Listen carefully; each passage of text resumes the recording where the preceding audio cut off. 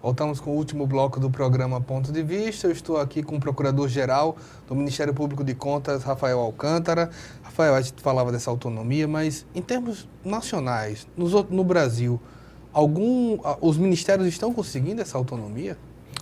Tem sim, alguns estados e alguns ministérios públicos de contas que contam com autonomia, se não integral, pelo menos parcial. Temos aí no Pará, existem dois ministérios públicos de contas, porque o Pará conta com dois tribunais de contas, um dos municípios, que fiscaliza só os municípios, e um dos estados. Nos dois casos, o Ministério Público lá tem autonomia total. Em Roraima também ele tem autonomia total e tem parcial em Santa Catarina e no Mato Grosso.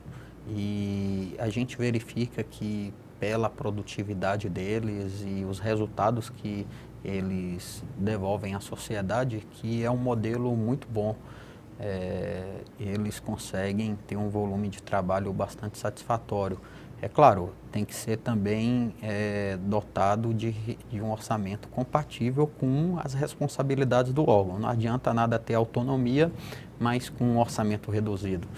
E acaba que essa autonomia ela não é apenas pro forma, não é de fato. Mas existe essa questão, mas também tem um óbice de uma controvérsia da jurisprudência do STF que, num julgamento bastante antigo, do início da década de 90, entendeu que o Ministério Público de Contas não deteria essa autonomia orçamentária, administrativa, enfim. Mas foi um julgamento muito antigo e que veio evoluindo com o passar do tempo. Surgiram vários ministérios públicos no âmbito dos estados com essa autonomia, porque esse julgamento foi em relação ao Ministério Público de Contas do TCU. E aí a gente está observando que há uma evolução na jurisprudência no sentido de respeitar a autonomia federativa dos estados, para que cada estado escolha qual é o melhor modelo de Ministério Público de Contas, se é o atrelado à estrutura do Tribunal de Contas ou se é o com autonomia. Então, o que a gente vê é que a jurisprudência caminha para se consolidar nesse sentido.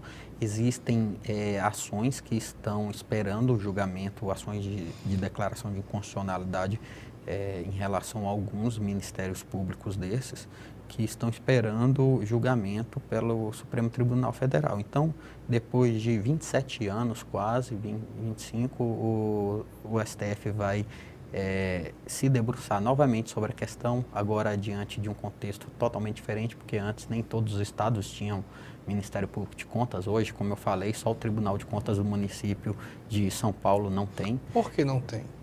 É uma mora inconstitucional do tribunal, do próprio tribunal. Eles resistem em criar um Ministério Público próprio. A que se deve uma resistência como essa? Ninguém quer ser fiscalizado e ter um órgão fiscalizador dentro da sua casa. Isso não é por ser Tribunal de Contas, não é por ser conselheiro de Tribunal de Contas, isso é da natureza humana. O ser humano não gosta de ser fiscalizado. E sempre quando vem uma ideia nesse sentido, é natural que tenha uma resistência.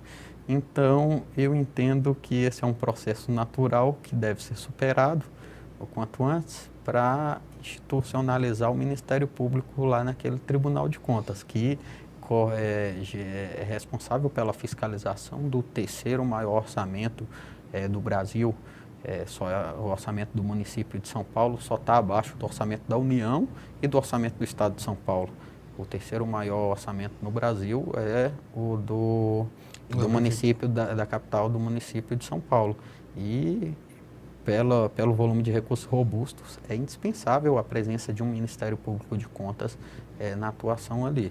O Ministério Público de Contas também ele tem participado de várias ações de assuntos do dia a dia. Exemplo, foi pedido por alguns ministérios públicos a questão da auditoria do sistema prisional, ações o tempo inteiro. O quanto o Ministério Público se sente responsável, não diria bem a palavra, mas tipo envolvido nessas questões, como sistema prisional, como áreas de interesse público direto, quase de gestão? Sim, a responsabilidade do Ministério Público, a competência dele é extensa. Quando fala-se em defesa da ordem jurídica, em defesa do patrimônio público, zelar pelo bom uso do dinheiro público, pela gestão pública eficiente, você pega uma série de setores e gamas aí, demandas sociais, e isso se verifica ainda mais no Brasil, onde o Estado é bastante robusto, é um Estado que atua em várias áreas da sociedade. A gente verificou, o Ministério Público tem o poder e o dever de se debruçar e enfrentar as questões postas pela sociedade, as questões que a sociedade tem verificado dificuldade de superar. E recentemente tivemos essas crises do sistema penitenciário brasileiro, onde é uma matéria que aparentemente diz respeito a mais à política criminal, mas não, diz respeito à competência do Tribunal de Contas e às competências do Ministério Público de Contas, porque o sistema penitenciário é gerido pelo Estado e ali verificar por que aquela gestão pública está sendo ineficiente, porque recursos são alocados ali, recursos públicos, servidores públicos participam daquela gestão, algumas delas são parcialmente terceirizadas.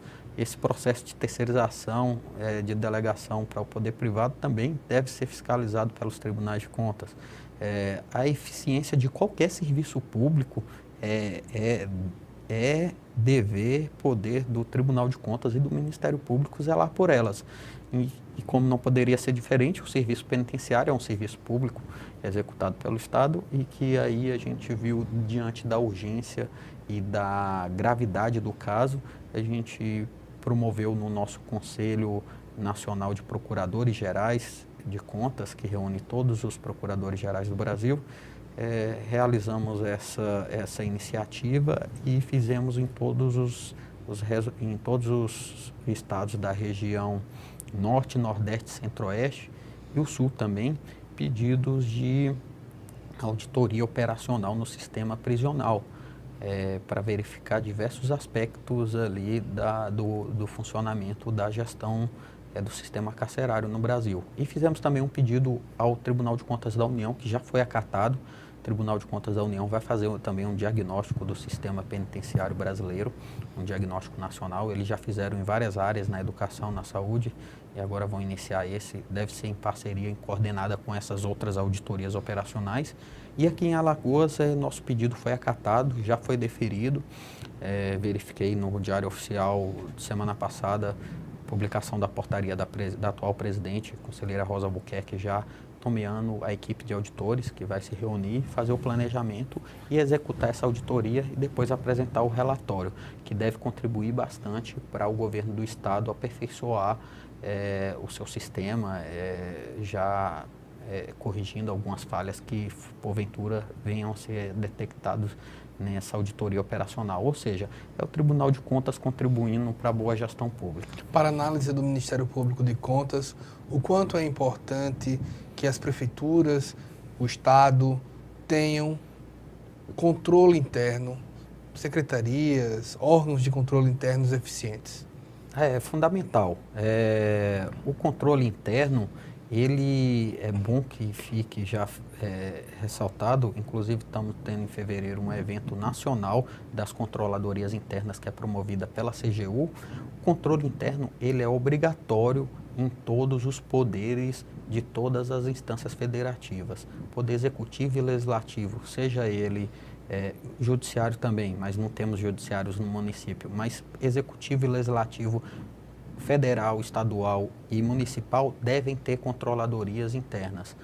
A controladoria interna, diferente do controle externo, ela acompanha o dia a dia da dinâmica do órgão e pode prevenir ali a ocorrência de alguma irregularidade, algum ilícito, com muito mais eficiência e tempestividade do que o controle externo, que só chega quando o dano já está consolidado.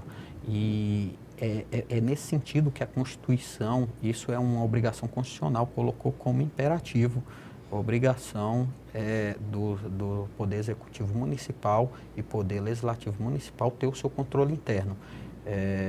Isso daí já é um trabalho que também estamos fazendo num sentido de disseminar essa instituição do controle interno no âmbito dos municípios. Temos várias representações do Ministério Público de Contas que foram feitas justamente no sentido de obrigar o prefeito a institucionalizar o seu controle interno,